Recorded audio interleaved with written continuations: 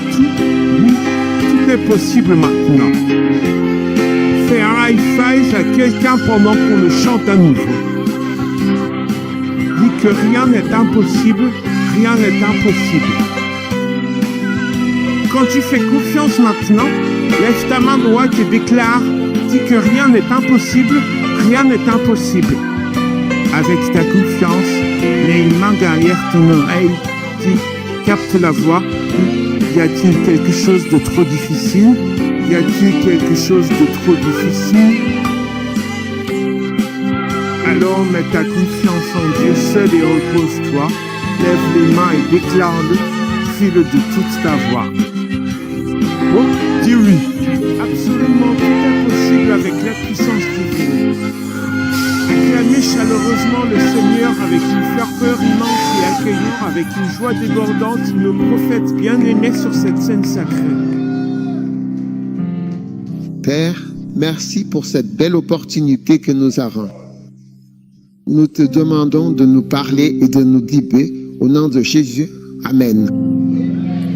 Que Dieu te bénisse. Vous pouvez être assis aujourd'hui. Je veux que tu appelles quelqu'un qui ne regarde pas. Dites à la personne que nous sommes alignés, que nous sommes enviés, que nous travaillons. Amen. Et Dieu agit avec nous. Et aujourd'hui, je vais vous prêcher sur l'une des choses les plus importantes au monde. Amen.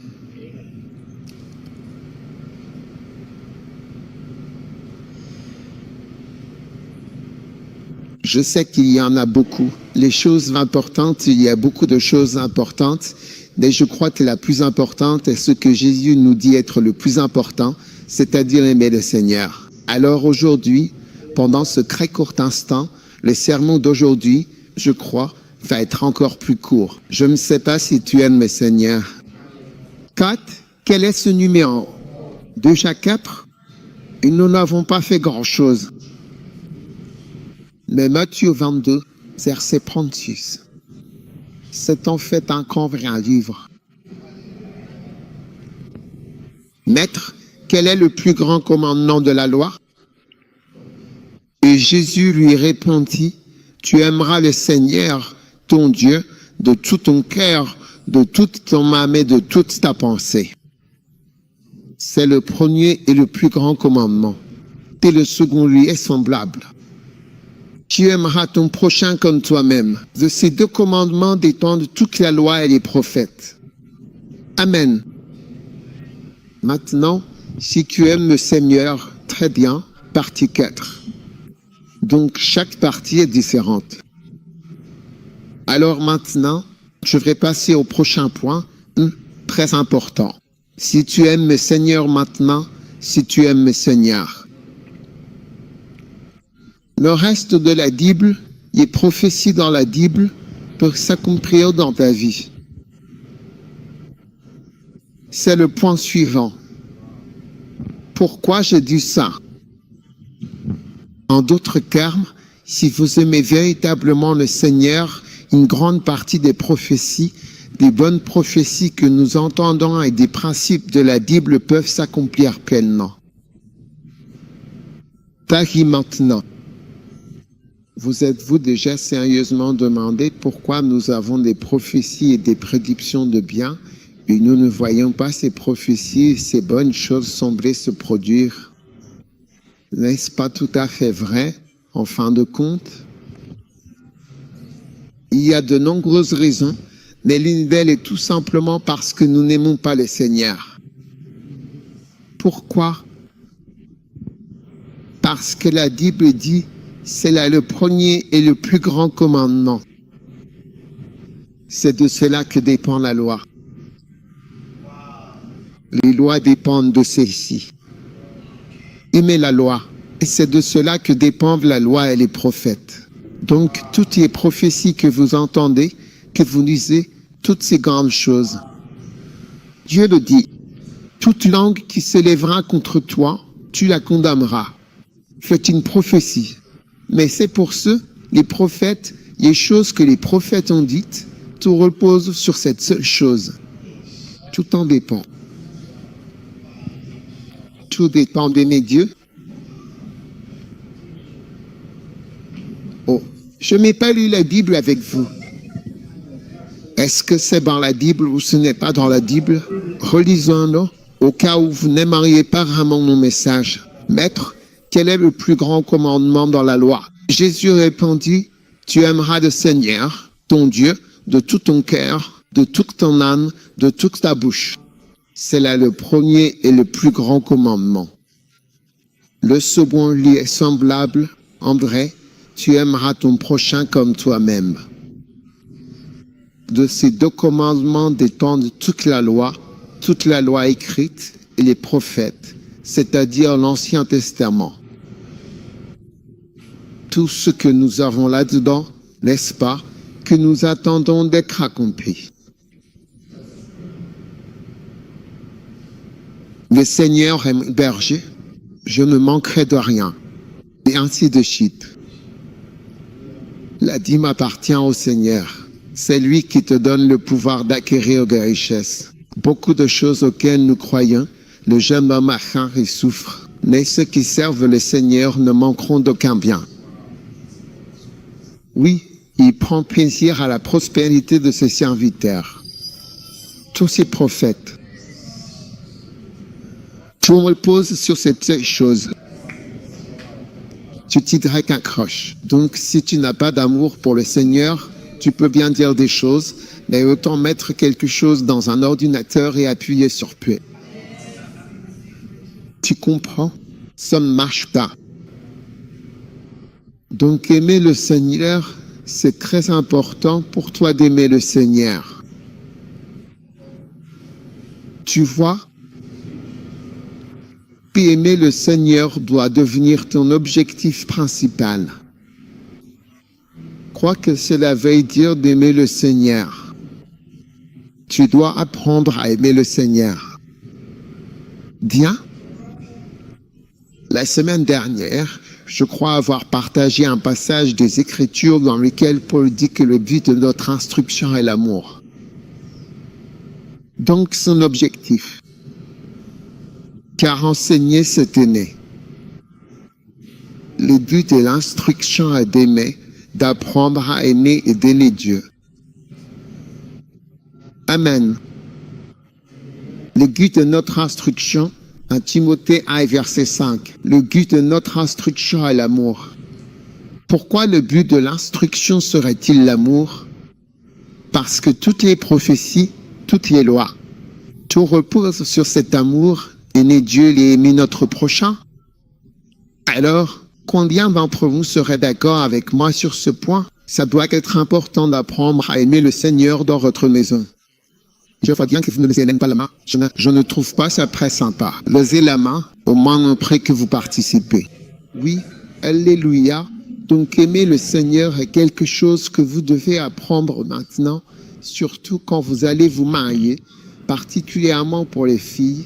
Aussi pour les garçons, c'est vrai pour les garçons, mais je dis surtout pour les filles parce que les filles ont beaucoup plus de choses à changer.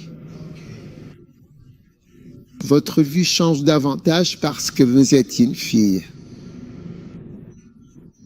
Pourquoi est-ce que je dis que votre vie change plus? Vous devez vous soumettre à quelqu'un. Si vous avez épousé un directeur de banque, vous devez le suivre à la banque. Si vous avez épousé un pasteur, vous devez le suivre à l'église.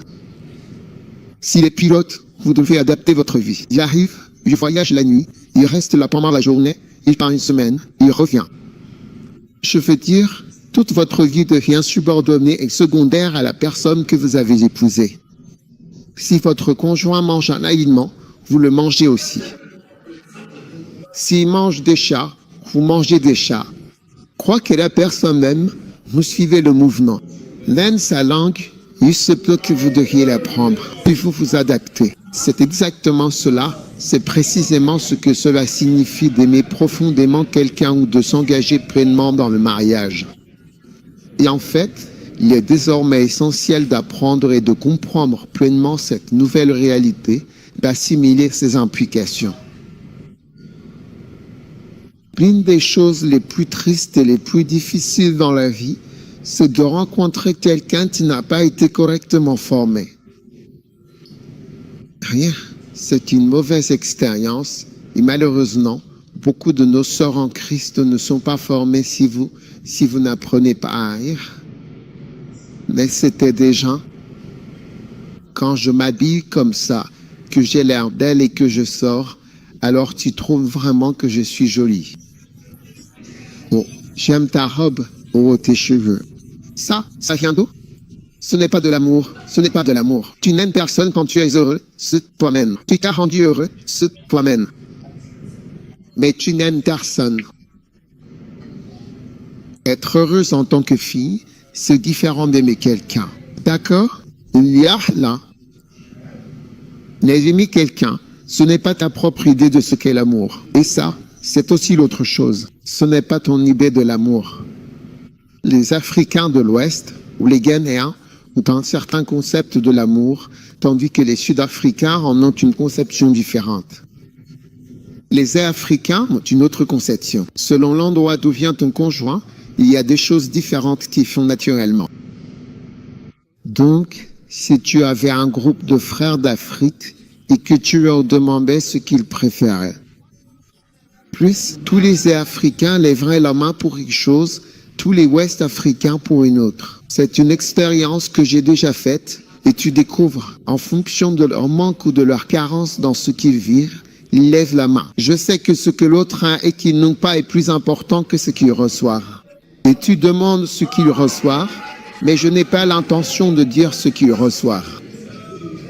Ce n'est pas le sujet de ce message, c'est juste une parenthèse. Donc, ce que j'essaie de t'expliquer, c'est que l'amour, c'est aussi quelque chose qui s'apprend. Quand tu vas aimer le Seigneur, tu peux penser à aimer ton mari parce que la Bible nous enseigne à aimer Dieu au point de l'épouser. Et donc, tu vois que si tu n'apprends pas comment faire, tu fais une mauvaise expérience. Tu grandis simplement en faisant ce que tu penses, selon ce que tu as vu chez toi, dans ta maison. La maison de tout le monde est déficiente. Chaque foyer n'a qu'une toute petite part d'amour à offrir. Et c'est tout ce que tu offres aussi. Ce que tu sais et ce que tu vois, et ce que tu ne sais pas, c'est que tout ce que tes parents te montrent, c'est ce qu'ils ont choisi de te montrer. Tu comprends ce que je veux dire? Oui.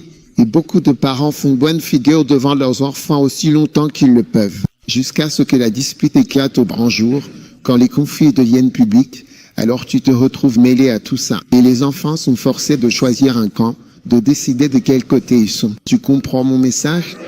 Mon message est qu'il confus. Ça va? D'accord. Donc, le but, l'objectif de l'enseignement, à Timothée 1, 5, c'est l'amour. C'est de t'aider à aimer le Seigneur. Quelqu'un que tu ne peux pas voir. Quelqu'un de tellement grand. Quelqu'un qui est invisible. Quelqu'un qui est au ciel. Quelqu'un qui est sur la terre. Quelqu'un qui contrôle nos vies. Quelqu'un qui nous a créés. Et nous devons l'aimer. Puis, c'est un grand. Lui, qui n'a pas de fan. Qui n'a pas besoin de nous. C'est nous qui avons besoin de lui et nous devons l'aimer. Ce n'est pas rien. Donc on m'apprend, amen, à aimer. Ok, tu es diamantement. Premièrement, si vous aimez le Seigneur, voyons si nous pouvons faire beaucoup aujourd'hui en peu de temps. Si vous aimez le Seigneur, gardez sa parole dans votre cœur. Que je fais? Si vous aimez le Seigneur, gardez sa parole dans votre cœur. Amen. Tu tiens parole. Jean 2. Verset 5. Mais celui qui garde sa parole, l'amour de Dieu est véritablement parfait en lui. C'est ainsi que nous savons que nous sommes en lui. Donc, l'une des façons d'aimer Dieu, c'est de garder sa parole. D'accord? Alors, tout au long de la journée, l'écriture doit être en toi. Tu dois penser à des versets. Et les versets de l'écriture doivent être la raison pour laquelle tu fais les choses. Si vous aimez Dieu, il est dit, c'est lui qui tient parole. Je ne parle pas d'obéir. Il tient simplement parole. C'est vraiment l'amour de Dieu rendu parfait. Alors garde la parole. Oui. Amen. Tenir parole. D'accord. Et avoir la parole en toi. D'accord. Avoir la parole comme chose majeure dans votre vie. Et tu vois quand tu grandis. Avoir la parole, garder la parole en toi, tu vas vite te rendre compte que tu n'as pas besoin de tant de choses. Il n'y aura pas tant de gens pour te conseiller sur ce que tu dois faire, parce que la parole de Dieu sera ton conseiller. Tu sais, si tu veux aller très loin dans la vie et dans les ministères, tu vas en avoir besoin. Tu arriveras à un point où il n'y aura plus beaucoup de gens au-dessus de toi, tu vois? Et alors tu auras besoin de conseils. Que dois-je faire ensuite? Ce que je dois faire ensuite, c'est ce que dit la parole. Donc, quand tu gardes la parole en toi, tu remarques vite qu'elle surgit tout le temps parce que tu la gardes en toi. Ainsi, garder la parole et faire de la parole la base et la raison de beaucoup de choses que tu fais, les conseils que tu reçois viennent de quelqu'un qui aime Dieu. Je n'ai pas dit, la Bible dit, celui qui garde la parole en lui l'amour de Dieu est parfait. D'accord? Donc, c'est bon pour toi d'écouter la parole. Quand je conduisais pour venir ici, j'écoutais un message. J'écoutais le début d'un message de quelqu'un que j'ai écouté plusieurs fois, mais j'aime le début de ce message. En fait, je ne suis même pas encore entré dans le message lui-même. En fait, la personne qui prêchait disait qu'il donnait juste un exemple de quelque chose. Mais j'aime l'exemple au début, donc je continue d'écouter l'exemple qu'il donne. Tu comprends? Et je continue d'avancer. Et en avançant, j'apprends en quelque sorte et je mémorise presque l'exemple qu'il donnait à partir de la parole. Il donnait des exemples tirés de la parole, pas de sa vie personnelle.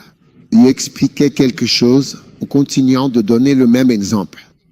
Donc, gardez la parole, la faire tourner dans votre esprit, la ressasser et avoir toujours la parole comme point de repère, tu vois, fera de toi un amoureux de Dieu et cela t'aidera énormément dans ta vie en Christ et dans ton expérience. Seigneur, amen. Point deuxièmement, si tu aimes le Seigneur, tu garderas un commandement. Jean 14, verset 21, celui qui a mes commandements.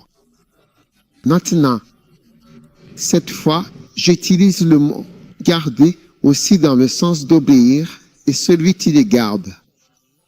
C'est lui qui m'aime, il sera aimé de mon Père. Amen. Et moi, je l'aimerai et je me manifesterai à lui. Très bien. Et Judas lui dit, non pas l'Iscariote, Seigneur, comment se fait-il que tu te manifestes à nous et non au monde? Et Jésus répondit, si quelqu'un m'aime, il gardera ma parole. Il fera ce que je dis. Et mon Père l'aimera. Et nous viendrons à lui, et nous ferons notre demeure chez lui. Maintenant, Dieu promet de grandes choses à ceux qu'il aime. Oui, de grandes choses. Je m'approcherai de lui, et je serai près de lui.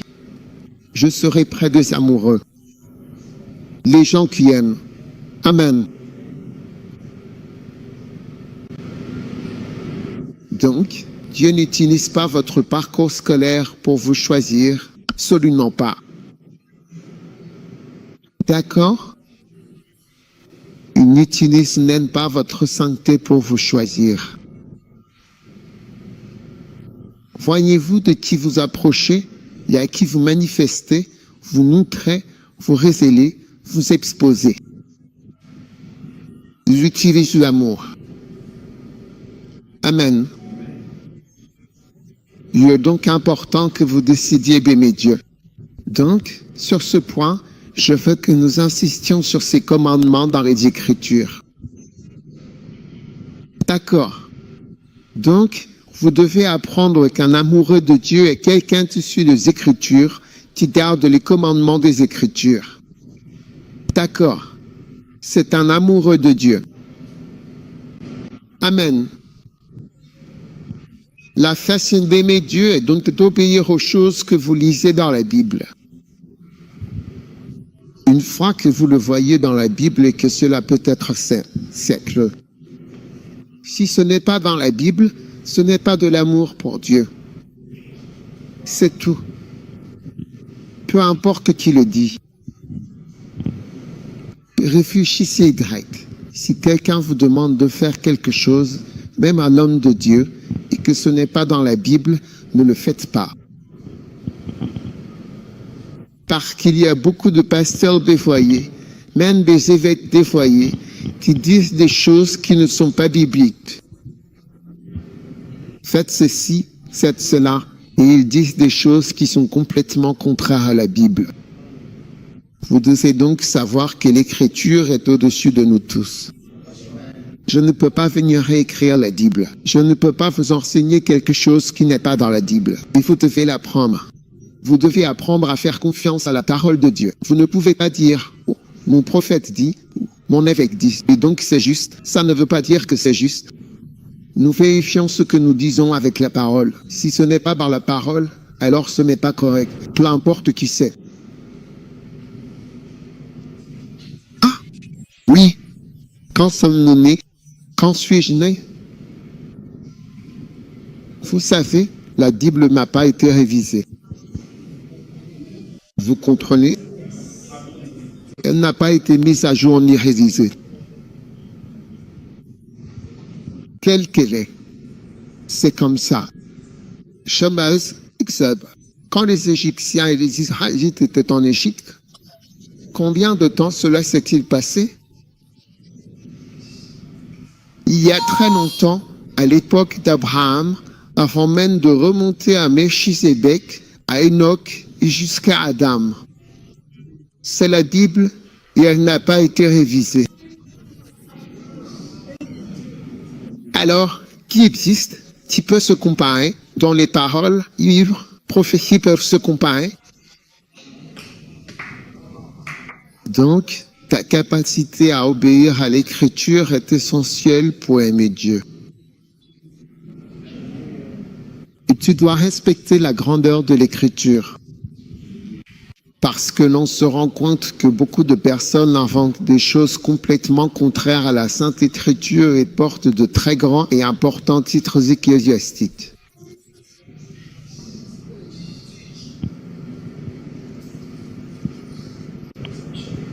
D'accord? Oui. Et je dis, fais ceci, fais cela, avec de grands kikres. Et on voit ça partout. Alors tu dois apprendre à respecter l'Écriture.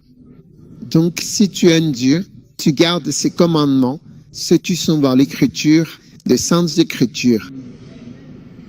C'est ta première base. Non? Nous connaissons tous Dieu à travers la Bible. Nous connaissons tous Dieu en lisant. Personne ne devrait inventer quoi que ce soit, même quelqu'un qui dit avoir vu Jésus. Tout est basé sur la Bible. Si ce n'est pas basé sur la Bible, rejetez. Donc il y a beaucoup de gens qui inventent des choses et à notre époque, il faut être fort. Récemment, j'étais à un déjeuner quelque part avec des pasteurs, des prêtres et des évêques, et tout ce qui s'ensuit. D'accord? Puis il parlait de l'homosexualité. En fait, il n'en parlait pas. Il ne voulait pas que le sujet soit abordé. L'homosexualité dans l'Église, parmi les prêtres et les évêques, etc., qui sont dans l'Église en tant que membres du clergé. Tu vois? Et tu vois, encore une fois, il faut faire un choix.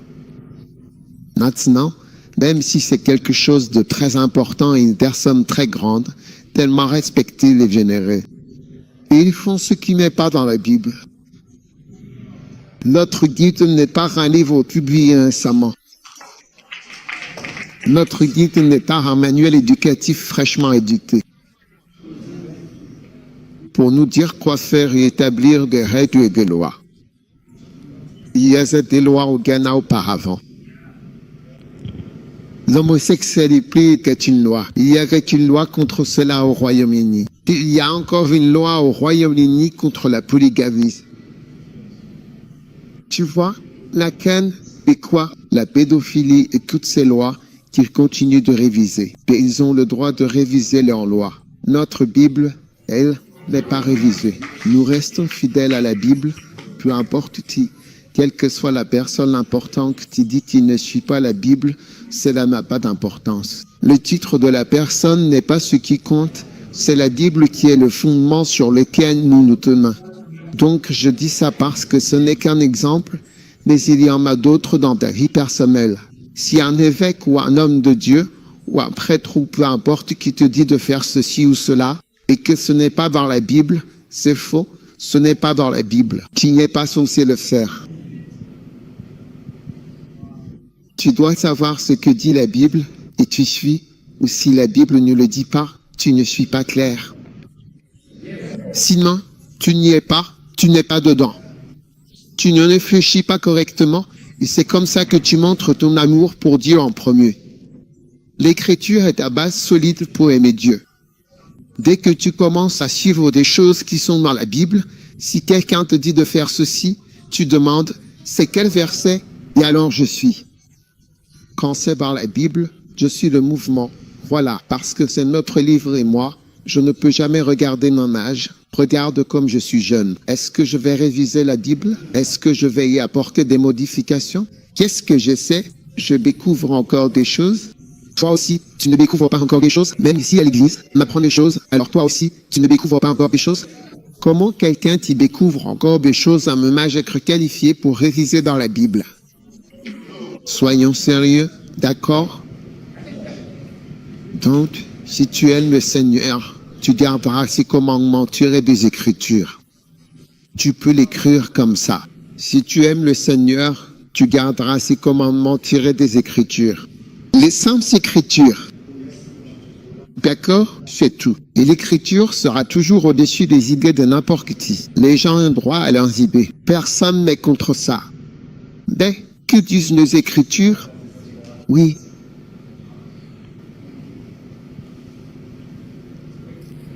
Si la Bible approuve la polygamie, elle sera acceptée. Si elle ne l'approuve pas, elle ne le sera pas. Comme le dit Tell About the Bible. C'est sur cela que nous nous basons. Oublions ce que nous pensons tous. Amen. Qui sommes-nous? Un Indre? Quoi? Toi? Si tu aimes le Seigneur, tu garderas ses commandements personnels pour toi, ce qu'il te dit. Amen. Celui qui n'aime, Jean 14, verset 24. Celui qui ne m'aime pas ne garde pas mes paroles. Garde quoi? Ce ne sont pas mes paroles. Et la parole que vous entendez n'est pas de moi, mais du Père qui m'a envoyé. Amen. Et encore une fois, le verset célèbre pour lequel l'obéissance et l'amour est Jean 14, 21. N'oubliez pas Jean 14, 21 et 23. Ce sont les grands passages bibliques qui montrent qu'obéir à Dieu, c'est la même chose qu'aimer Dieu. C'est toujours Jean 14, 21 et 23. La pensée via mes commandements. Tu les gardes, prends lui-même, prends lui-même. N'oubliez pas Jean 14, 21. C'est un passage biblique qui nous dit qu'aimer Dieu, c'est obéir à Dieu. Amen. Ce n'est pas ici. C'est l'endroit principal, Jean 14, 21 et 23.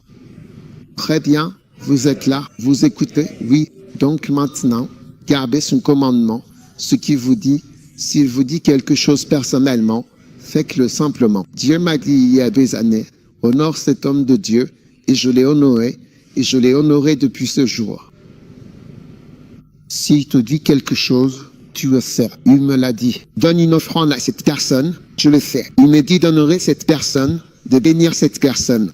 Tu le sais, prends soin de cette personne, tu le fais. Dieu m'a dit de m'occuper de quelqu'un. La personne était toxicomane. Et oui, je le crois. Il m'a dit que je devais simplement m'occuper de lui jusqu'à sa mort. C'est tout ce qu'il y a eu. Dieu m'a dit plusieurs fois, honore cette personne, fais ceci, honore cette personne. En tant que père, j'honore tout ce qu'il te dit de faire. Tu montres de l'amour, tu vois, une fois que tu as l'écriture, que tu obéis toujours, cela montre ton amour pour Dieu. Maintenant, tu vois que tu découvres que Dieu commence à te dire d'autres choses. Si tu es en Christ, tu commences à avoir certaines convictions et tu t'en rends compte. Il semble que Dieu me dise de faire cela. Puis, avec ces choses-là, cela montre maintenant ta marche d'amour avec Dieu. Oui, ta marche d'amour avec Dieu. Nous n'en sommes même pas encore à parler du ministère. Je parle des choses que Dieu te dit. Par exemple, si Dieu te parle et te dit, je veux que tu pries cette année, ou je veux que tu fasses ceci. Il y a eu un moment où Dieu m'a montré certaines choses à faire. Je veux que je dise ce que c'est, mais c'est le genre de choses que je devrais faire. Oui. Et j'ai décidé que j'allais le faire. Je vais le faire. Et je le fais chaque année. Je le fais.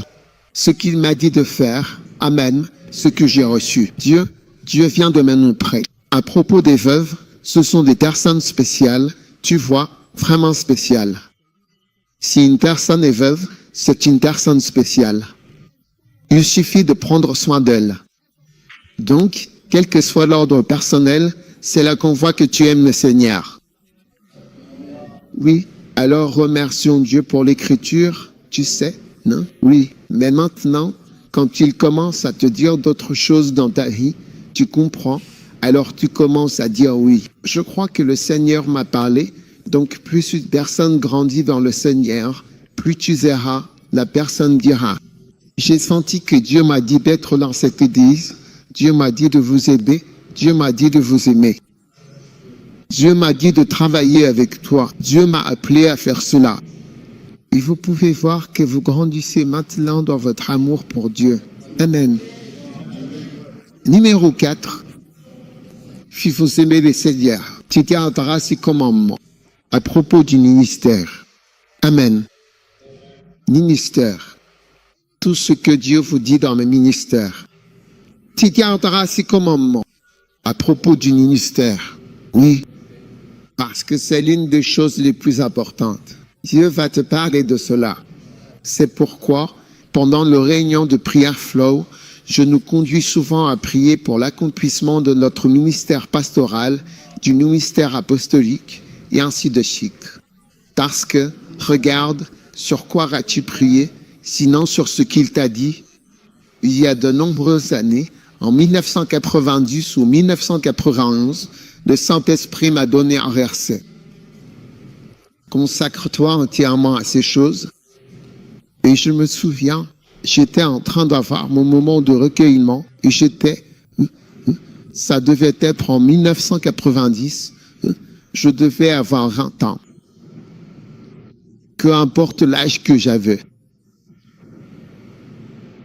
Oui, j'avais 28 ans, ou peut-être 27 ans, oui, 27 ans.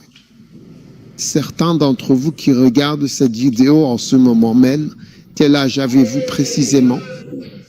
Oui, j'avais 27 ou 28 ans à cette époque de ma vie. C'est tout à fait exact et c'est une période importante. Et puis j'ai eu mon moment de recueillement. Je parle d'aimer Dieu et j'ai eu mon moment de recueillement. Je logeais chez mon père. Je venais de me marier. Ma femme était partie travailler. Elle travaillait comme avocate. Donc elle était partie travailler et j'étais seul. Vous me suivez? J'ai eu mon moment de recueillement. J'étais allongé sur une moquette bleue dans une pièce. Et là, j'ai lu l'écriture, à Timothée 4.15. C'était mon moment de recueillement. J'étais probablement en train de faire mon moment de recueillement dans Timothée. Et je suis arrivé au verset 15. Et il est écrit, médite ces choses, donne-toi tout entier à elle afin que tes progrès soient évidents pour tous. Allongé sur la moquette, j'ai bondi. Et j'ai dit, non, Dieu me dit de me consacrer entièrement au ministère. Waouh! À ce moment-là, mon entreprise tournait en ville. Vous m'écoutez? Je parle d'un garçon de 27 ans qui lit la Bible. Je parle de si tu aimes le Seigneur. Si tu aimes le Seigneur, tu obéiras à ses commandements pour toi dans l'Écriture, que ce soit un commandement personnel ou concernant les ministères dont nous parlons. Aimer Dieu, donne, et ton profit nous sera manifeste. Je devais tout donner à Dieu, toute ma vie, mon ministère, mon entreprise. J'ai bondi et j'ai appelé mon chauffeur. J'avais un chauffeur et un gérant. Oui. Oui, je les ai appelés. J'ai dit, René. et je leur ai montré où garer mon camion. Oui. Ouais. Garez-vous. Je leur ai fait faire le tour de l'aéroport. Ils vendaient des voitures au bord de la route. Je leur ai montré. Allez là-bas, garez-vous. Ils revenaient. Donnez-moi les clés. L'affaire est terminée. Votre travail est fini. Oui. J'ai dit, je donne absolument tout. Je vends tout ce que je possède et je vais me consacrer à 100% entièrement et pleinement, sans aucune réserve, à ce ministère. J'avais 28 ans, 27, t'es 90, j'avais 27 ans. Oui, c'est ça, nous sommes là maintenant.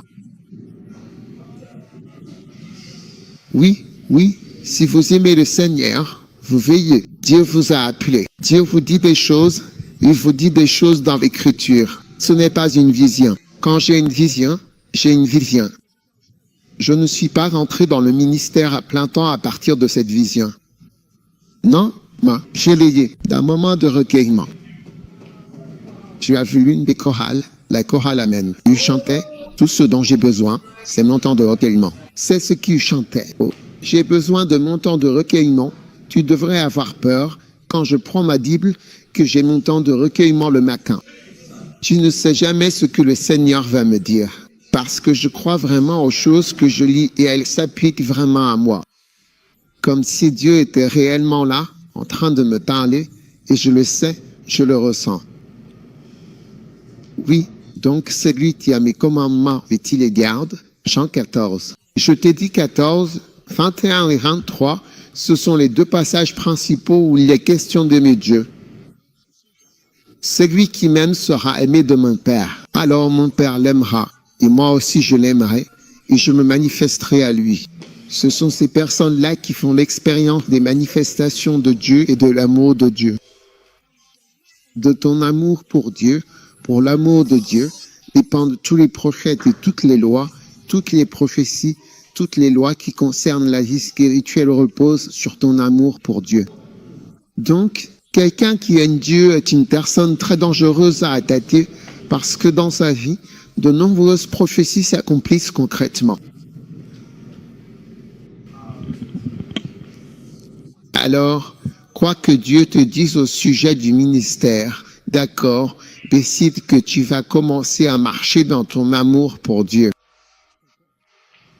En lui obéissant dans le ministère. Oui, quoi qu'il te dise de faire dans le ministère, fais-le. Quand le Seigneur m'a dit, tu sais, c'était encore un moment de recueillement, de révélation, veux-tu que je te les montre? Laisse-moi te montrer, c'est magnifique. Encore un moment de recueillement, de révélation. Il est écrit, j'ai ceci contre toi, chapitre 2, verset 4. J'ai quelque chose contre toi parce que tu as abandonné ton premier amour, moment de recueillement. Si tu aimes le Seigneur, tu garderas ses commandements dans les Écritures. Tu garderas ses commandements personnellement. Quand il te parle personnellement, tu garderas ses commandements le ministère. Et je l'ai lu, et j'ai ressenti la présence du Seigneur pendant que je le lisais. Sais-tu pourquoi tu n'entends pas Dieu quand tu lis la Bible? Tu penses toujours que ça s'applique à quelqu'un d'autre. C'est comme si c'était quelque chose de général. Quand tu la lis, tu dois croire aujourd'hui que Dieu est en train de te dire que tu ne m'aimes pas bien. Il commence à t'examiner. Ce n'est pas grave, c'est comme ça, l'orgueil. L'orgueil, c'est comme un virus. Tu ne peux pas savoir comment il arrive. Et le Seigneur m'a dit, tu as abandonné ton premier amour, le premier amour. C'était l'époque des croisades. Je faisais Éline Jésus, on voyageait, on m'allait. Alors la question, quel premier amour? Mais à force d'y réfléchir, j'ai voyagé pour une croisade au Burkina Faso, quelque part là-bas, au Niger. Puis la révélation est devenue plus claire. Oui, c'est pourquoi, quand je suis venu pour commencer l'église, j'ai dit, je vous donnerai le nom de l'église la semaine prochaine. Même si on était habitué à Chapelle Internationale, je l'ai changé en Église Premier Amour. C'est tout. Oui.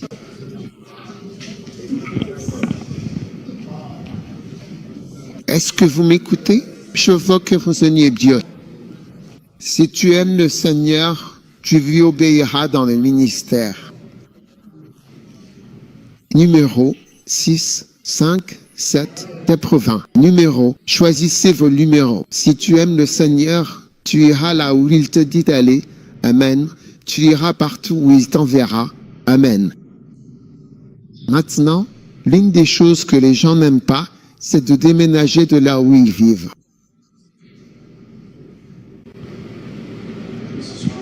Oui, l'une des raisons, c'est parce qu'on n'aime pas les changements. Tu vois? Et si tu remarques, quand Jésus est parti, il a dit « Allez ». Il n'a pas dit « Restez », il a dit « Allez ». Et l'une des choses, si tu veux avancer avec Dieu et avoir une bonne relation avec lui, c'est que tu ne dois pas t'attacher à un endroit. S'attacher à un lieu, c'est ce qui limite ta relation avec Dieu. Parce que tu as dit à Dieu, je t'aime tellement profondément, tant que tu es en Amérique, pour que cet amour divin se manifeste pleinement et véritablement et sincèrement, c'est un amour. Amen. Je t'aime. Tant que c'est au Ghana, ça doit être un amour ghanéen. Et surtout, c'est pour ça que les églises n'explosent pas partout. Parce que Jésus est la réponse pour le monde. Aujourd'hui, Jésus est la réponse. Une peste a frappé le monde, une pandémie, un ange a frappé, et tu peux voir ce qui se passe partout dans le monde. Il n'y a pas de solution à cette maladie. Oui, jusqu'à aujourd'hui. Oui, la semaine dernière, j'ai entendu certaines personnes dire qu'ils pensent que c'est une bactérie, un virus. Regarde ça.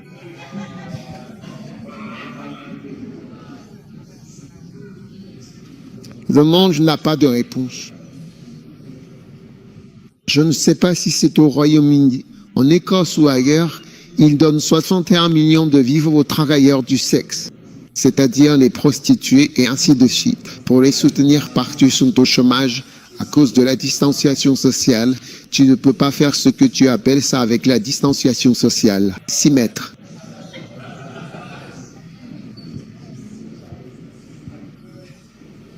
Waouh, tu vois? Tu comprends le message? Ce que je dis, c'est que, qu'est-ce que je dis? Si tu aimes le Seigneur, quoi? Tu ne seras pas fatigué. Oui. Chaque fois que tu rencontres quelqu'un qui résiste au mouvement, au changement, tu as affaire à une personne qui n'est pas aimable. Oui. Un jour, je connaissais un certain frère qui avait une certaine bien-aimée. Et cette bien-aimée était attachée à un pays en particulier. La bien-aimée venait d'un pays et l'autre bien-aimée venait aussi d'un autre pays. Mais elle était fixée. Oui. Alors, dans ma tentative d'aider la bien-aimée, pour que sa relation fonctionne, j'ai voyagé et rencontré cette autre, la bien-aimée, et je me suis assis avec elle. Et je lui ai expliqué. Je lui ai dit, écoute, cette personne que tu dis aimer est ici. Tu devras déménager, a-t-elle dit. C'est impossible de déménager. Donc, quand j'ai rencontré la bien-aimée pour arranger les doses de bien-aimé, quand j'ai rencontré la bien-aimée 1, j'avais déjà rencontré la bien-aimée 2, c'est impossible, elle ne bougera pas. Et il a choisi une autre petite option. Il a dit, parce qu'une personne immuable, je ne peux pas venir ici. Tu ne peux pas avoir de relation avec cette personne. Alors Jésus a dit, allez dans le monde et vous avez une église qui est bloquée. Toute l'église est bloquée. Donc, nous sommes ici pour toujours. Tu ne peux pas te détacher de Jésus. Comment la relation va-t-elle fonctionner? Comment ça va marcher? C'est pour ça qu'il y a autant de pauvreté, autant de manque, autant de prières pour des choses qui n'arrivent pas. Parce que c'est une église qui est bloquée et qui dit, ouais. Il est donc extrêmement important pour nous d'accepter pleinement d'être constamment mobiles et flexibles au sein de l'Église. Oui, c'est essentiel. Et c'est quelque chose d'important. Dès que tu deviens inflexible, mobile, impossible à envoyer, et tu ne peux pas être un ambassadeur, tu ne peux pas aller ici, tu ne peux pas changer de département, tu ne peux pas te déplacer, tu ne peux pas aller ici. Ici, les pays changent, les villes, passer d'un endroit riche à un endroit pauvre. Et l'amour de Dieu dans l'Église est descendu au plus bas niveau. C'est ce qui est pas arrivé à l'Église en général. Nous sommes impossibles à envoyer, inutilisables, et nous ne pouvons pas avoir de relation avec notre Père. Non. Il ne peut pas nous envoyer nulle part, il ne peut pas nous envoyer où que ce soit. Tu lui as donné des conditions, tu es en train de m'envoyer. C'est en Angleterre ou en Amérique, ce sont les deux options. Choisis si tu veux, sinon. Je me souviens avoir rencontré une bien-aimée, il y avait une autre situation, et je suis passé de bien-aimé à ma bien-aimée gueux. J'aidais à régler une négociation. Alors que j'étais assis avec la bien-aimée de cet autre frère, pendant que la dame parlait, je me suis dit en moi-même, je n'ai jamais vu une femme ayant. Et moi quoi? Une femme ayant. Eh bien, Théron l'a dit, toute apparence ou même désirabilité a disparu de la personne. En regardant la personne, j'ai réalisé que son niveau de désirabilité était tombé sous le niveau de la mer, comme si elle n'était pas désirable. On ne désire pas quelque chose d'immuable. Je pense que lorsque Dieu nous regarde et que nous sommes tellement immuables, envoyables, changeants et variables, je veux dire, il nous regarde et nous sommes tellement indésirables. Notre niveau de désirabilité descend sous le niveau de la mer, qui est le niveau le plus bas possible. Elle m'était pas attirante comme moi, elle était assise là, elle m'était pas attirante pour moi.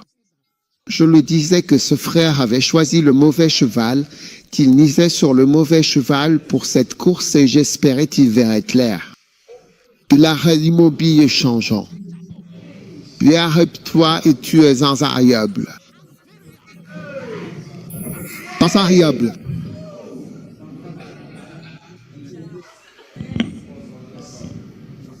Une autre fois, j'ai rencontré une personne, celle-là je pense qu'elle était semi-mariée, ou peut-être ce sont certaines de ses relations.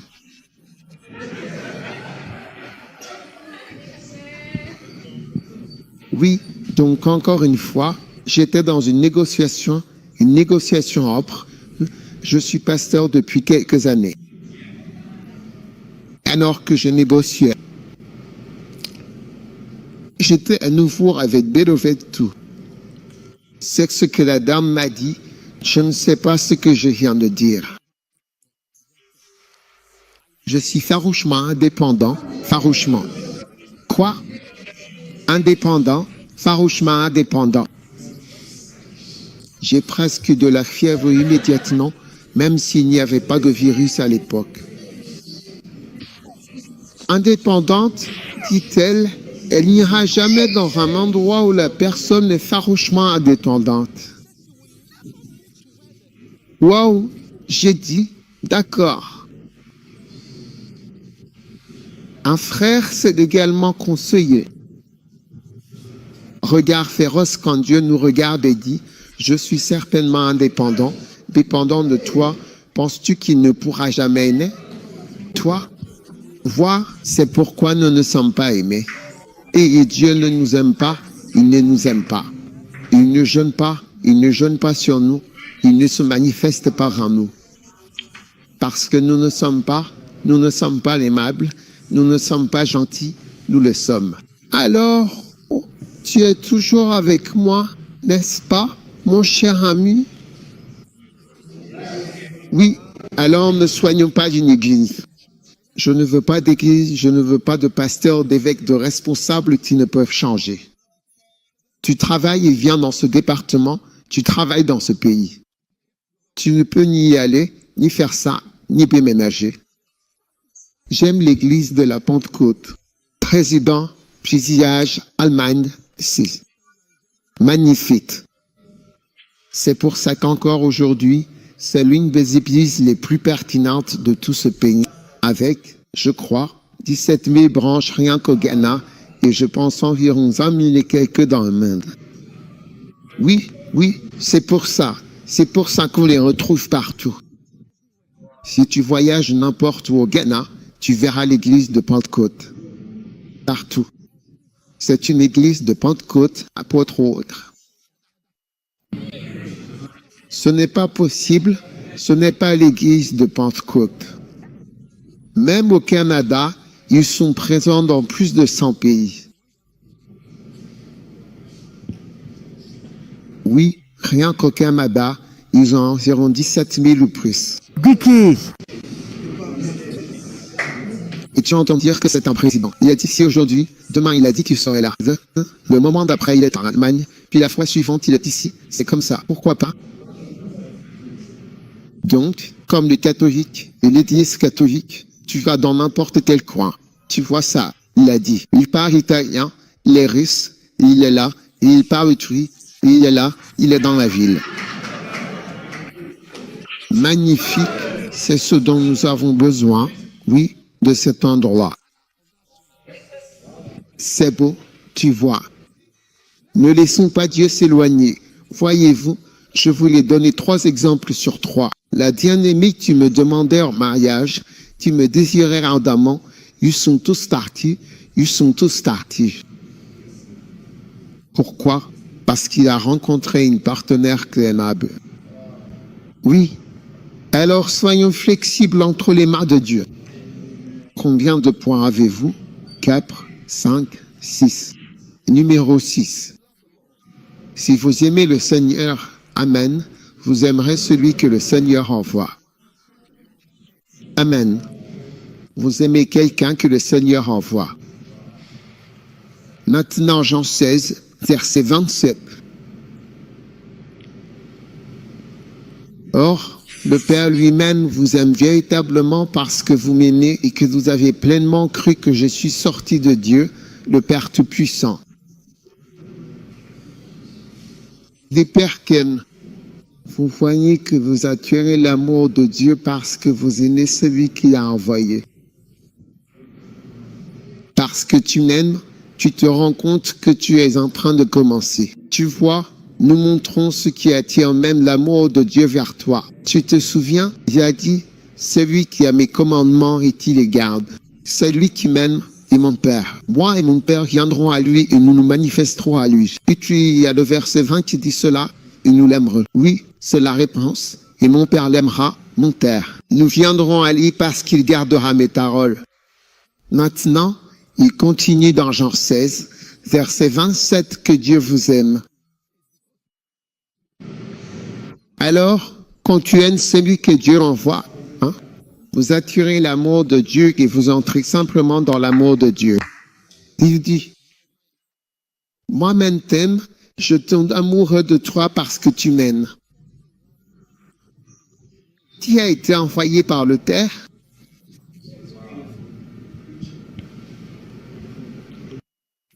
J'ai cru que je suis sorti de Dieu. Si tu aimes le Seigneur, tu finiras par aimer les personnes que Dieu envoie. Jésus est la première personne que Dieu l'a envoyée et Dieu l'a envoyé d'autres personnes. Les apôtres, les prophètes, tu as un faible pour les apôtres, un faible pour les prophètes.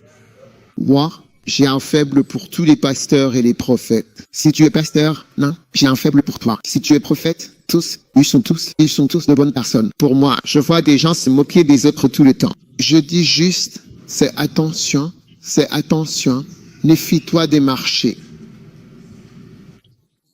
Oui, méfie-toi des marchés. Dieu aime tout son peuple. Oui, c'est attention. J'ai remarqué que Dieu aime les gens qui aiment la personne ou les personnes qui te sont envoyées. Et c'est vrai. Si tu aimes quelqu'un, en général, tu aimes aussi son enfant. Oui. Si tu aimes quelqu'un, en général, tu aimes aussi son enfant.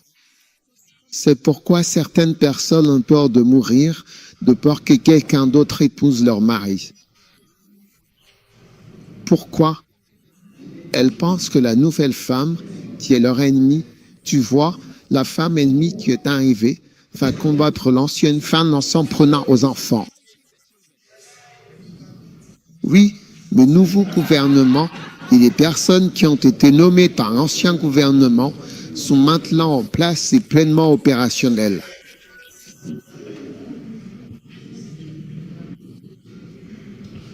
Il y a donc des femmes qui ne veulent pas mourir pour cette raison. Ils le ressentent. Et si tu épouses quelqu'un, tu sais, je prendrai en charge la vieille femme en prenant en charge les enfants. Oui.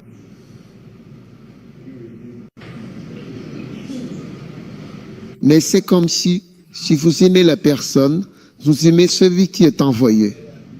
Amen. Tant de fois vous voyez que vous n'avez même pas, comme Dieu, vous ne pouvez pas les trouver dans l'atmosphère. Je crois que si j'aime Dieu, j'aimerais bénir. Oh, oui. Quand je dis aimer, je ne veux pas dire apprécier ou apprendre de quelqu'un. Je veux dire aimer. Vous voyez, beaucoup de gens ne réalisent pas cela. La meilleure relation, c'est l'amour. Quand tu arrives au point où tu aimes la personne que Dieu t'envoie, tu te laisses davantage en Dieu. Je me rends compte que tu ne fais pas l'expérience de certaines manifestations tant que tu n'aimes pas les gens. Tant que tu n'aimes pas quelqu'un, tu ne fais jamais l'expérience de certaines choses. Tu peux apprendre de la personne, mais ça ne veut pas dire que tu aimes cette personne. Oui, et tu peux apprendre à faire, tu peux entendre, tu peux suivre certaines instructions, mais ça ne veut pas dire que tu aimes la personne. Quand tu ris, tu t'ouvres, ton esprit s'ouvre, car ton esprit s'ouvre à quelqu'un que tu aimes. Et je crois que c'est mon amour pour Kenneth Hagin qui a ouvert mon esprit à recevoir de lui, parce que je donne ces messages aux gens pour qu'ils les lisent. Écoute, ils ne comprennent pas, ils sont partis, ils ne comprennent pas. Et son accent, ils ont dit, s'il te plaît, si tu peux écouter avec nous et expliquer de quoi il s'agit. Je leur donne mes livres, les livres que je lis, je leur dis de les lire, ils n'aiment pas ça. Il y a des gens qui ont aussi écouté, mais peut-être que tu as écouté, mais tu n'aimais pas la personne. Oui, que fait l'amour? L'amour te détend quand tu es avec quelqu'un que tu aimes. Tu es détendu, tu parles, tu t'ouvres, tu fais tout ce que tu veux. Oui, c'est ça, l'amour. Donc, quand j'étais en présence de Hagin, Kenneth Hagin, papa Hagin, en train d'écouter son message, je pensais toujours que j'étais avec le plus grand prophète. Je pense toujours que c'est le plus grand prophète depuis l'époque de Jérémie. Et franchement, c'est vrai. Je n'ai jamais entendu parler d'aucun problème. Il n'y a qu'un autre prophète dont j'ai entendu parler, de Jésus qui sont venus dans mes cultes et ont descendu l'allée. Lui aussi s'appelait Kenneth. Il a descendu l'allée devant tout le monde. Il est monté sur la scène, puis il a disparu devant et ils ont filmé ça. Oui, lui aussi s'appelait Kenneth. Je ne suis pas à ce niveau. Mais avec lui, il lui est apparu physiquement. Oui, oui.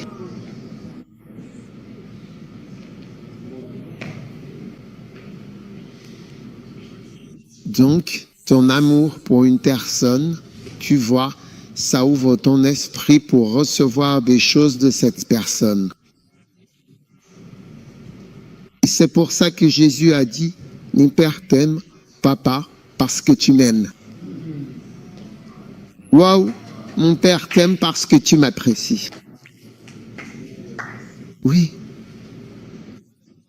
Et quand le Père vous aime, il commence à se rapprocher de vous et à se manifester à vous.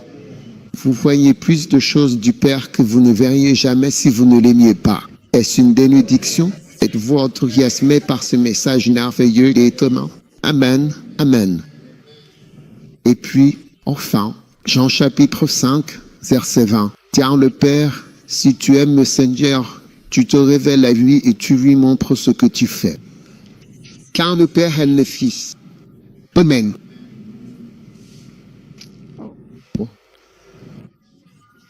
Puis il lui montre tout ce qu'il fait. Il lui montrera des œuvres plus grandes. Or, le Père aime le Fils.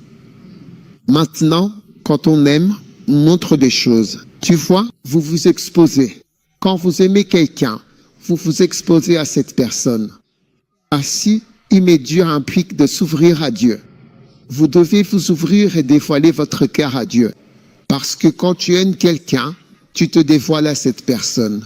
Tu te montres à cette personne. Tu lui montres ton cœur. Tu te montres à cette personne. Si tu es marié, tu montres ton corps à cette personne. Oui. Quelqu'un? Donc, l'amour implique de se montrer soi-même. Maintenant, très souvent, quand nous venons prier, nous ne nous montrons pas à Dieu.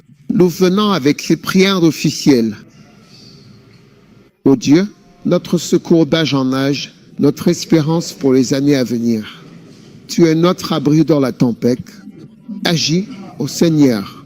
Dans ta grande puissance, tu commences à parler en anglais shakespearien. Ô Dieu, Seigneur, continue.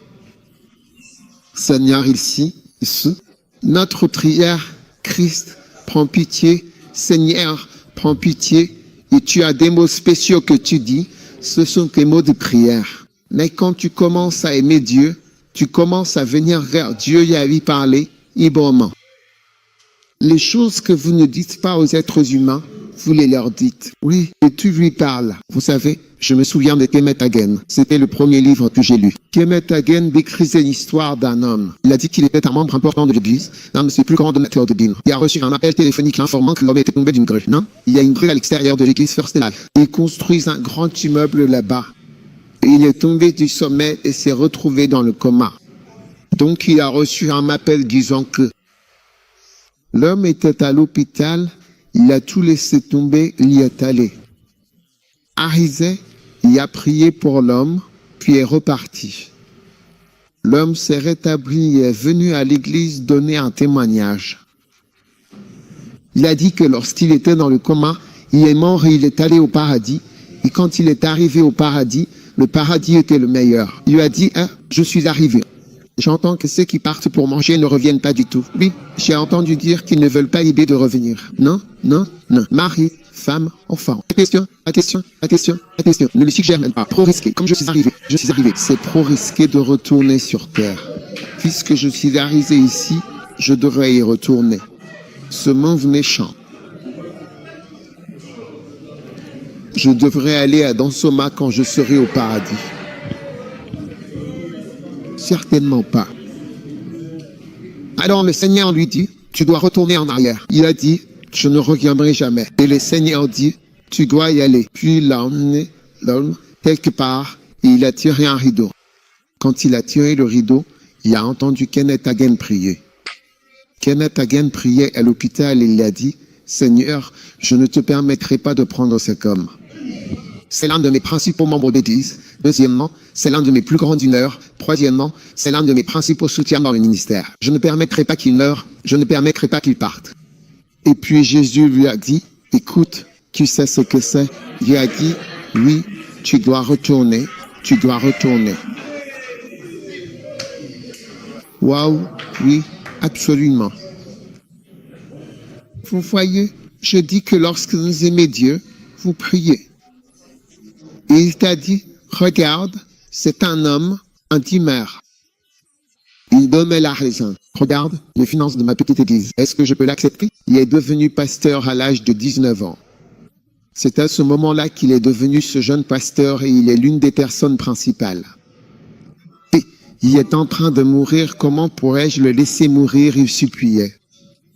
Il va utiliser un verset d'Ésaïe pour prier et le Seigneur écoutait ce qu'il dit. Tu dois revenir, donc tu dois prier avec ton cœur. Quand le mari de la fille de Kélet-Agin était en train de mourir ou malade, il a prié. Et il a dit, le Seigneur m'a dit que je ne peux pas changer cela. Oui, le Seigneur a dit. Le Seigneur m'a dit, il a dit, si quelqu'un dans ma famille est en train de mourir, le Seigneur me le dit d'abord, oui, personne ne meurt sans que je le sache. Oui, et puis deuxièmement, oui. Et il a dit que lorsque le gendre était en train de mourir, le Seigneur lui a dit, tu ne peux pas changer cela comme mes autres, tu ne peux pas changer. Incroyable. Alors vous voyez, vous apprendrez maintenant à être ouvert au Seigneur et vous réaliserez que vos prières sont réellement exaucées. Oui, lorsque vous aimez le Seigneur, vous commencez à vous ouvrir et à vous présenter devant le Seigneur. N'est-ce pas incroyable? Amen, c'est magnifique. Finalement, combien de points avez-vous? 7. Oh, c'est magnifique. Je crois que 7 est un bon nombre. Dieu, nous sommes bénis. Amen. Alors, vas-tu aimer le Seigneur? Amen. Je veux que nous aimions vraiment le Seigneur de tout notre cœur et de tout notre esprit. Gardons ses commandements. Gardez ses commandements. Et si vous regardez Jean 21, Pierre est assis avec Jésus et Jésus lui dit quand il est au dîner, « Simon, est-ce que tu m'aimes ?» Et il a dit, « Tu sais, je t'aime. » Et il a dit, « Nourris mes agneaux, mes ministères dit quoi faire. Si tu m'aimes, nourris mes agneaux, prends soin de mes agneaux, parle à mes agneaux, prêche à mes agneaux. Si tu m'aimes, fais ce que je t'ai dit de faire. » C'est ce que je te disais, si tu aimes le Seigneur, le commandement tu le feras. Que ce soit donné, aimer, prêcher, partir, si tu aimes le Seigneur. Et c'est Jésus, cette conversation, et quand nous allons au bord de la mer de Tibériade en Israël, tu vois, c'est là que Jésus s'est assis. Il est ressuscité d'entre les morts, et ce passage prouve que Jésus est ressuscité d'entre les morts. C'est une conversation avec une personne morte. Jésus était mort. Tout le chapitre 21 de Jean. Jésus était mort et déjà enterré. Alors maintenant, il revient et a une conversation détaillée. Ce n'est pas un rêve. Il a couru et a demandé, « M'aimes-tu » Une deuxième fois, il a dit, « Simon, fils de Judas, m'aimes-tu » Il a répondu, « Seigneur, qui c'est que je t'aime, tenez brebis. » Une troisième fois, « Simon, m'aimes-tu » C'est donc ce que Jésus nous demande aujourd'hui. « M'aimes-tu » M'aimes-tu? Si tu m'aimes, ce que je t'ai dit de faire au ministère, personnellement, dans l'écriture, c'est le. Si tu m'aimes, c'est simplement ce que j'ai dit et c'est tout. Si tu m'aimes, adore-moi. Là, tu fais des chants de louange. C'est ceci, fais ce que je t'ai dit de faire. C'est ça, Dieu va nous bénir si nous l'aimons. Rappelez-vous, tout dépend de la loi et les prophètes. Dieu vous bénira puissamment. Lève-toi, Père, merci sincèrement pour ta parole aujourd'hui. Amen. Nous sommes reconnaissants pour votre esprit. Tout le monde, levez-vous. Ne vous asseyez pas, ne restez pas debout. Je ne veux pas que tu t'assoies. Lève simplement les mains où que tu sois dans la maison. Prie simplement le Seigneur un instant, en ce moment même, où que tu te trouves, et ressens sa présence divine et sa paix profonde et réconfortante.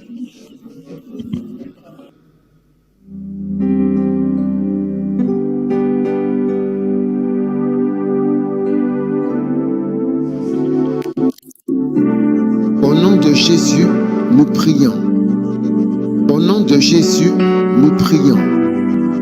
Au nom de Jésus, nous prions. Père Céleste, nous te remercions infiniment et profondément pour la précieuse et merveilleuse opportunité que tu nous accordes en ce jour béni et propice d'aujourd'hui. Merci de nous avoir appris à t'aimer de tout notre cœur. Nous sommes reconnaissants et nous te remercions. Père Céleste, au nom de Jésus, pose ta main sur ton cœur. reçois une impartition de l'amour de Dieu. Puisses-tu être un amoureux de Dieu, que Dieu regarde depuis le ciel et dise, cette personne m'aime. Sois béni par ce grand amour dans ta vie. Au nom puissant de Jésus, Père, merci pour ce que tu as fait, ce que tu as commencé, ce que tu es en train d'achever. Nous t'obéirons, nous gardons tes paroles. Nous te remercions au nom de Jésus. Amen. Alors que toute tête est courbée et que tout œil est fermé. Je veux prier avec toi.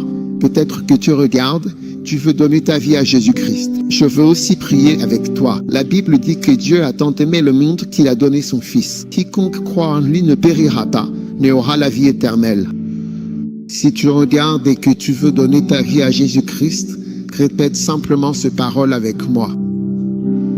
Confesse ton péché et dis ces paroles. Dis avec moi, Seigneur Jésus, s'il te plaît, pardonne-moi mes péchés. Aujourd'hui, je confesse mon péché.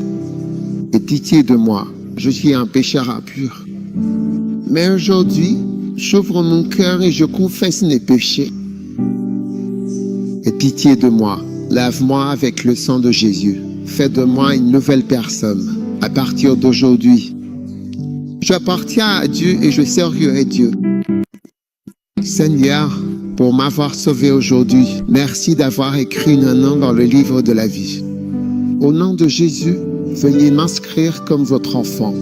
Je t'aime, Père. Je t'aime, Jésus. Je te servirai pour le reste de ma vie. Au nom de Jésus, je prie. Amen. Que Dieu te bénisse.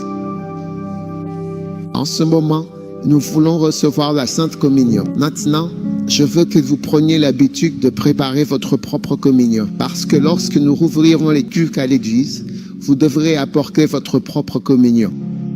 Parce que nous n'allons pas faire le tour de la communion. À cause de la distanciation sociale et de la transmission, vous devez apporter votre propre communion. C'est l'une des choses à faire. Nous allons lancer de nouveaux ministères. Ministère de la désinfection, ministère du lavage des mains, ministère de la distanciation sociale, ministère de la distance. Pour garantir les distances avec quelqu'un muni d'un mètre ruban, ils mesureront les distances de tout le monde. Et quoi d'autre? Ministère du lavage des mains, ministère de la désinfection et ensuite ministère du masque. Nous avons tous ces nouveaux ministères qui arrivent, mais nous n'allons pas vérifier les températures. Ah, d'accord, très bien.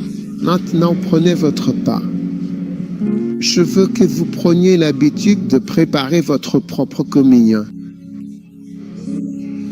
D'accord, je veux que vous soyez habitués à préparer votre propre communion. Comme ça, vous aurez toujours l'habitude d'avoir votre propre pain. Et tout ce qu'il faut, parce que nous prenons la communion tout le temps. La communion n'est pas quelque chose de spécial. Enfin, quand je dis spécial, ce n'est pas quelque chose que vous faites une fois tous les 36 du mois. C'est une partie de notre vie en Christ. Donc, vous devez apprendre à apporter votre propre communion à chaque fois. Vous la prenez simplement et vous l'apportez. D'accord? Ça fait partie des nouveautés. Tu apportes ta Bible et ta communion à l'église. Ainsi, tu peux la prendre là où tu te trouves, chez toi. Si tu n'as pas de vin, prends du pain. D'accord? Alors j'ai dit, si tu n'as pas de pain, prends du pain. Prends du pain, tu peux. Prenez des briques et du pain. Biscuits. Oui, des biscuits. Vous ne pouvez absolument pas manger de riz pendant la communion.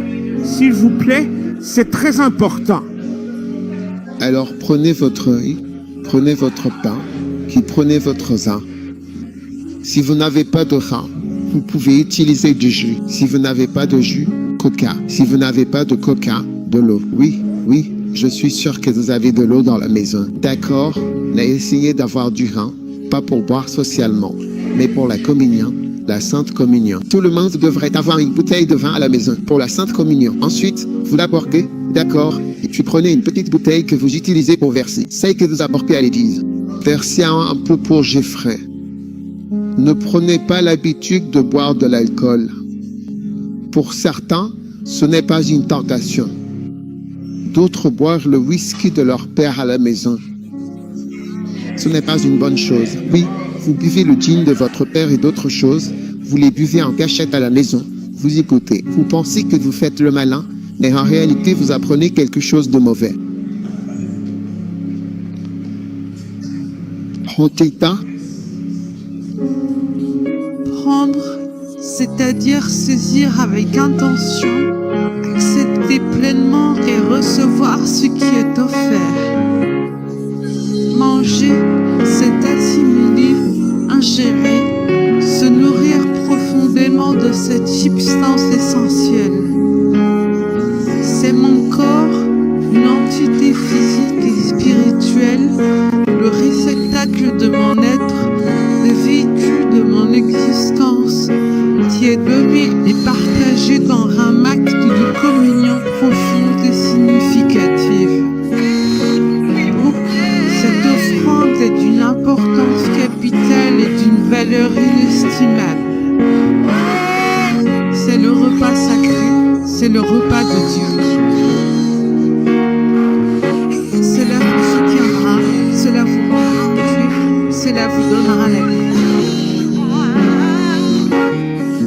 Quand je verrai le sang, ce signe puissant et protecteur, je passerai par-dessus vous, vous épargnant ainsi de toute calamité. Oui, quand je contemplerai ce sang précieux et rédempteur, je passerai par-dessus vous, vous offrant ma protection divine et ma miséricorde éternelle.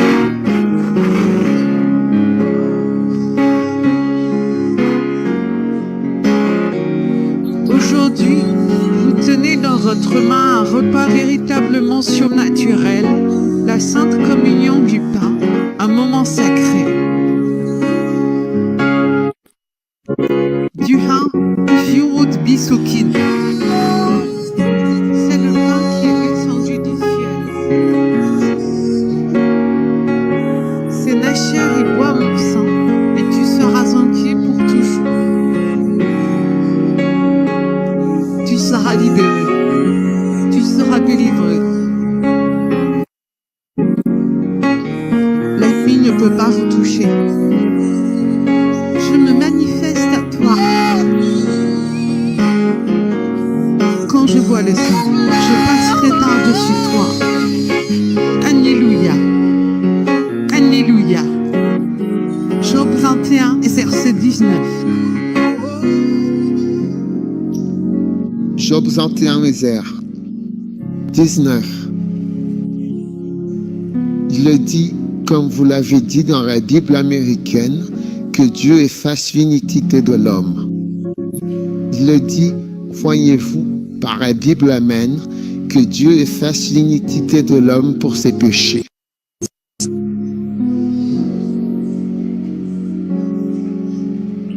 Dieu réserve les iniquités de l'homme à cause de ses nombreux et graves péchés. Que Dieu ne lui rende afin que tu le saches. Vous voyez, il y a beaucoup de choses qui nous arrivent. Parce que, pas à cause de toi. Mais parfois, l'iniquité d'un homme, l'iniquité de quelqu'un, a été mise de côté pour que le Fils vienne la récolter. Et c'est une malédiction. Et c'est pour cela que les choses ne fonctionnent pas. Et c'est pour cela que nous prenons la Sainte Communion. On l'appelle la coupe de bénédiction que nous bénissons tout ce qui représente une iniquité. Le grenier de ton père, de ton grand-père, du père de ton père, qui a été accumulé pour toi à cause du sang. La coupe de bénédiction. Le pain que nous mangeons est un pain de bénédiction. Que cette bénédiction soit superposée sur ta vie au nom de Jésus-Christ de Nazareth. Père, nous élevons ce pain et nous disons que ton corps a été brisé pour nous. Que ceci soit la réponse à toute malédiction qui agit dans nos vies. Le corps de Jésus-Christ.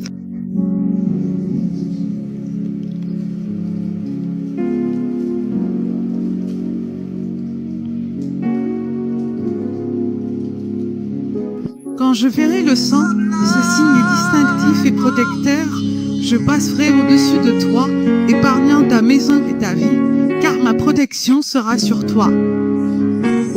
quand je verrai le sang, oui, je passerai au-dessus de toi, et tu seras épargné de toute affliction et de tout malheur, car ma protection divine sera sur toi, te préservant de tout danger imminent.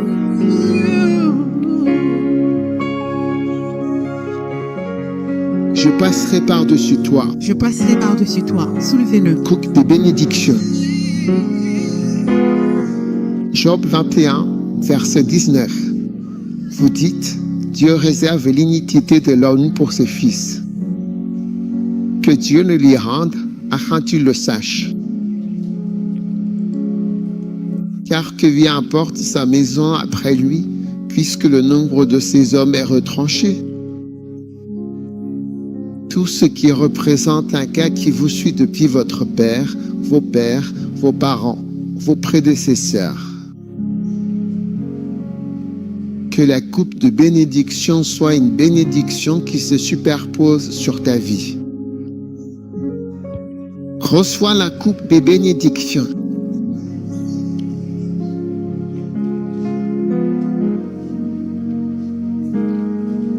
Sœur prophétesse. Sœur prophétesse, nous sommes jeunes. Et je viens juste de commencer. Dans l'esprit, nous sommes encore vraiment jeunes. Break time égale 0.5 S. Et nous vivrons. Nos fils et filles bien-aimés de Dieu, écoutez attentivement sa sainte et divine parole. Rassemblez-vous humblement autour de la table sacrée du Seigneur. Mangez son corps sacré et buvez son précieux sang pour la rédemption de vos âmes. Et nous chanterons ensemble un chant d'amour éternel, profond et véritable. Alléluia, Alléluia, pour toujours et à jamais, avec des temps remplis de joie et de gratitude.